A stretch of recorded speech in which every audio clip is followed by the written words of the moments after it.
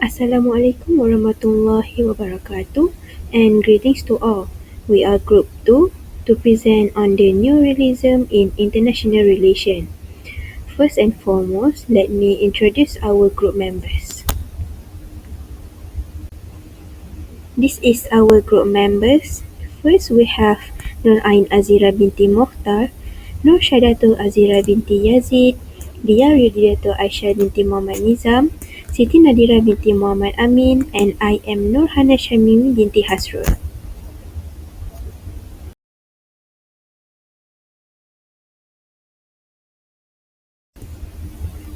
To start our presentations, I'm going to introduce on the topic. Neo-Realism is a theory of international relations that emerged in the mid-20th century as a response to realism. Neo-Realism places a greater emphasis on the systemic structure of the international system, particularly the distribution of power among states, in shaping their behavior. It is also known as structural realism. There are two definitions of Neo-Realism. The first one is through Kenneth Watts. Kenneth Watts defines Neo-Realism as a theory that emphasizes the systemic structure of the international system, particularly the distribution of power among states. According to Watts, states are rational actors driven by the anarchic nature of the international system to pursue strategies aimed at maximizing their relative power and security.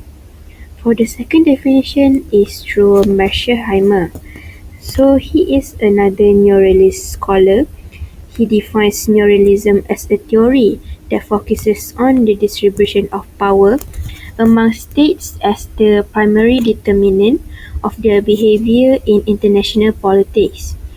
He emphasizes the importance of the balance of power and the security dilemma in shaping state behavior, arguing that states seek to maintain or enhance their relative power in order to ensure their survival in war. Thank you, Hannah, for the explanation on the introduction of our topic. Now let's move on to the key assumption of the Neo-Realism theory. Firstly, the anarchic international systems. So the anarchic does not mean chaos, but it means the absence of a central authority, because there is no overarching authority to enforce rules or ensure security, which means that each country must look out for its own survival. This condition of anarchy forces states into a self-help system. They cannot fully trust other states because there is always uncertainty about other countries' intentions. So, for example, when Russia invaded Ukraine in 2022, there was no global force capable of stopping it instantly. The United Nations could not prevent it because it does not have enforcement power over major states like Russia. Next is states as unitary rational actors. Neo-Realism sees states as unitary and rational actors in international relations. This means that a state is treated as one single decision-making body. Even though a country has many people, political parties, or leaders with different views, Neo-Realism treats the state as if it speaks with one voice. Their main goals is to protect themselves, survive, and maintain or increase their power. Yet, this concept helps explain why states behave that way. They do, especially in an anarchic system with no world government. They cannot fully trust other states and always have to be prepared for threats. For example, after 20 years of war between the US withdrawal from Afghanistan in 2021, the US decided that the cost in money and life was no longer worth the strategic gain. The decision to pull out was rational, which based in national interest and not based on emotion. Thank you. So, moving on to the next key assumption, which is the distribution of capabilities. So the distribution of capabilities such as military and economic power define the system structure. This structure can be unipolar, which is one superpower, bipolar, which is two superpowers, or multipolar, which is several powerful states. Each of these affect the modes of behavior of states in forming alliances and confronting threats. For example, the Cold War era was the bipolar world within which the arrangement of power and global politics were in the hands of the US and USSR. States in any system tend to take measures that preserve their survival, often consisting of balancing or building military strength. So in this framework, the concept of balancing becomes central. States that feel threatened by the dominant power or powers will often engage in internal balancing by increasing their own military capabilities, or external balancing by forming alliances with other states. In a unipolar world, where there is one dominant superpower, states may adopt strategies of soft balancing through diplomatic and economic means, seeking to limit the unipole's influence without direct military confrontation. In contrast, in a multipolar system, the balance of power is more dynamic and fluid, leading to constantly shifting alliances and a higher potential for miscalculation and conflicts. So overall, the distribution of power not only determines the stability or instability of the international system, but also influences the strategies and policies states pursue to ensure their security and survival in an anarchic world. Moving on to the next key assumption, which is security dilemma. So, according to Neo-Realism, the security dilemma develops due to anarchic nature of the international system, which means there is no global authority to protect states. Therefore, if a state develops its military to feel secure, other states might consider it as threat from their position. With everyone more anxious and suspicious, the body race could begin. Although nobody encourages this conflict, it becomes the most risky situation. That is how neo-realists view it as the natural outcome of an anarchic system requiring each state to protect itself. So this situation shows how actions meant to protect a state can end up making everyone less safe. When countries build up their military, other countries respond in kind, and this cycle of suspicion and fear can easily spiral into an arms race or even open conflict. New realists believe this is unavoidable in a world without a central authority, because no one can be sure of the other country's intention. Even if no one wants war, the lack of trust in the system often leads to dangerous outcomes. Now, we're moving on to the analysis on the theory. I'm going to explain on the difference between realism and neo-realism. The first difference between realism and neo-realism in international relations lies in how each theory understands the role of human nature in shaping state behavior. Realism often assumes a pessimistic view of human nature, portraying states as inherently selfish and power-seeking. So this theory argues that humans are inherently selfish, power-hungry, and driven by a desire for survival and dominance. Since states are composed of individuals, they reflect these same tendencies in their behavior on the international stage. Classical realists believe that the constant struggle for power and security stems from these flawed aspects of human nature. On the other hand, neo-realism shifts the focus away from human nature, and instead it emphasizes the structure of the international system. So neo-realism less concerned with human nature and more with systemic factors such as the anarchic structure of the international system. According to neorealists like Kenneth Watts, it is not human flaws that drive states to act competitively, but rather the anarchic nature of the international system itself, meaning there is no overarching authority to enforce rules or ensure security. Because of this anarchy, states are compelled to act in a self-help manner, prioritizing their own survival and power, regardless of their internal characteristics or the intention of their leaders. Watts argued that the system structure, not human nature, explains the recurring patterns of conflict and competition among states. Moving on to the second point, when we look at the concept of power, realism and neo-realism explain it in different ways. Realism sees power as something countries want because people naturally desire control and dominance. So realism views power in broader terms, including military, economic, and soft power. Since leaders are human, they often want more power for their countries. In this view, power, especially military strength, is both a goal and a way to protect the country's interests. Realists believe that gaining and balancing power helps keep peace and prevents one country from becoming too strong. On the other hand, neo-realism doesn't focus on human nature. Instead, it focuses more narrowly on military power and capabilities, especially in the context of balancing against potential power. The theory says that countries seek power because the world is a dangerous place without a global authority to keep order. This situation is called anarchy in international relations. So countries try to become stronger, mainly to protect themselves.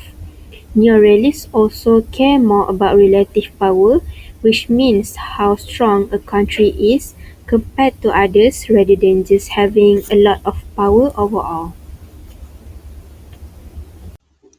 Next, we move on to the aspect of unit of analysis. So, for the realism, realism sees the state as the primary actor in the international affairs. So, according to this viewpoint, state activity is primarily motivated by human nature, which is perceived as essentially greedy and power seeking.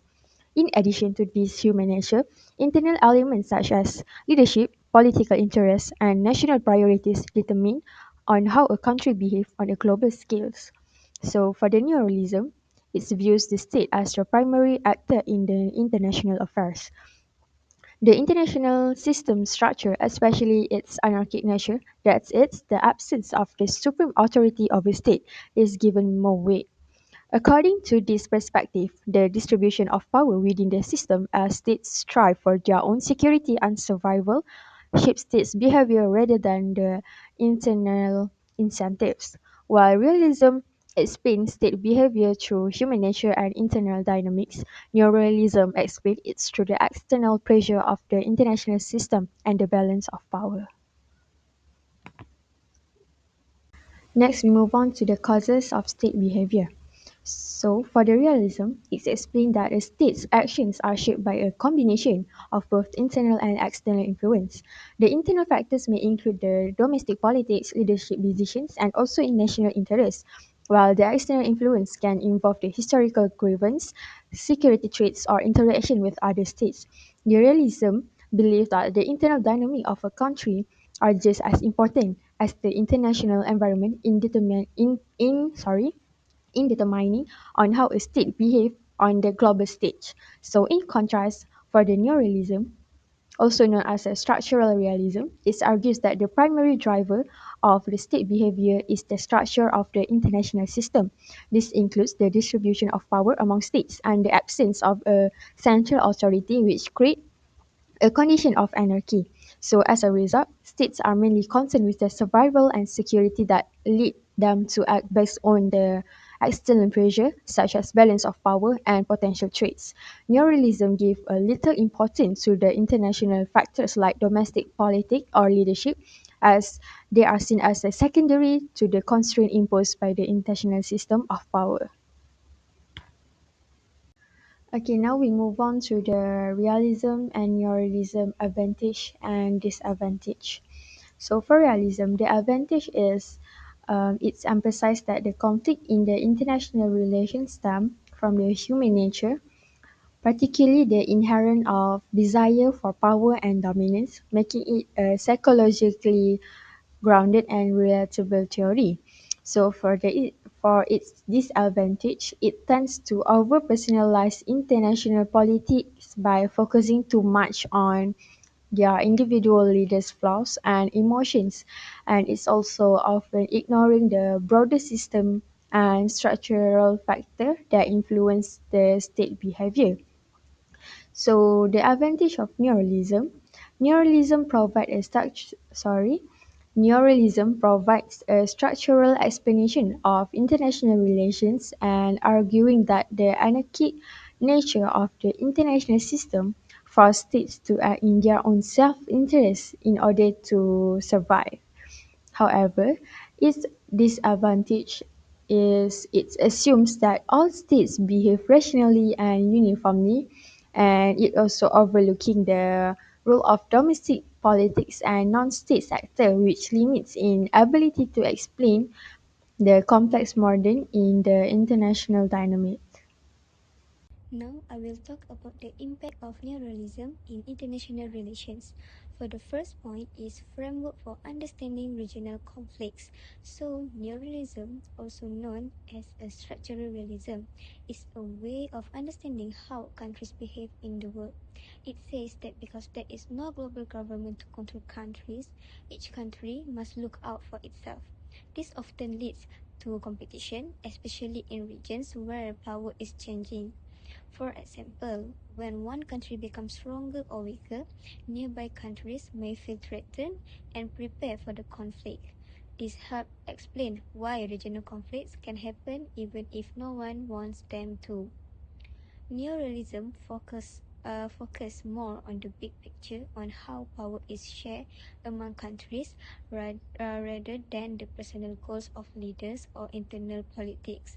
It's helpful for understanding ongoing tensions in places like the Middle East or South China Sea. For example, India-Pakistan rivalry, Pakistan strategy alliance, including its relationship with China, can be seen as efforts to balance against India's superior power, reflecting neo-realist principles of external balancing in response to security threats. Pakistan works with China partly to counter India's strength, and this is an example of how weaker countries seek powerful allies for protection. However, because of how weaker countries seek powerful allies for protection, it mainly looks at military power and security. It sometimes miss, missing other important factors like culture, economy, or public opinion. So while it's a useful tool, it does not explain everything about regional conflicts. Now, let's move on for the second point, which is makes international cooperation harder. So, the neorealism explains that because there is no global authority to enforce rules, each country has to protect itself and its interests. This creates a sense of fear and mistrust among nations. Even if two countries have similar goals, they might still worry that the other could suddenly change or break an agreement. As a result, countries are often careful and hesitant to fully cooperate, always keeping an eye on how others might gain an advantage. Countries care not only about gaining benefits, but also about how much other countries are gaining. If one country gets too far ahead, others feel threatened. Um, because countries are mainly focused on protecting themselves, it's become much harder for them to truly work together. They might team up with other countries or join international groups, but only if they feel it's safe and clearly in their best interest. If the balance of power shifts, this partnership can quickly weaken or fall apart. This makes international cooperation harder, even when working together would help everyone, like the during COVID-19 crisis.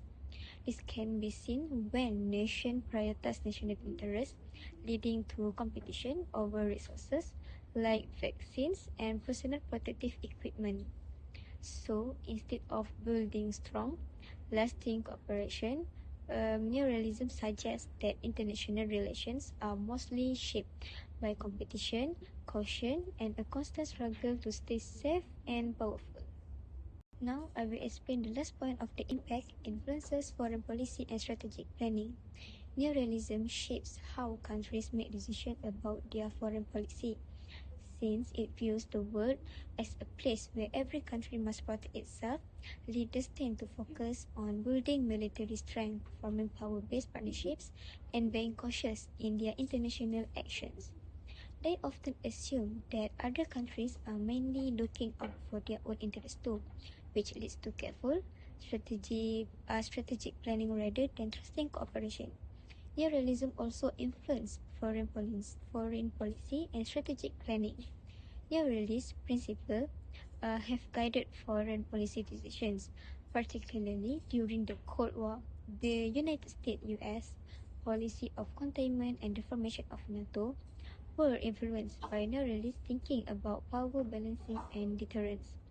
This way of thinking pushed governments to plan ahead based on possible threats or shifts in global power.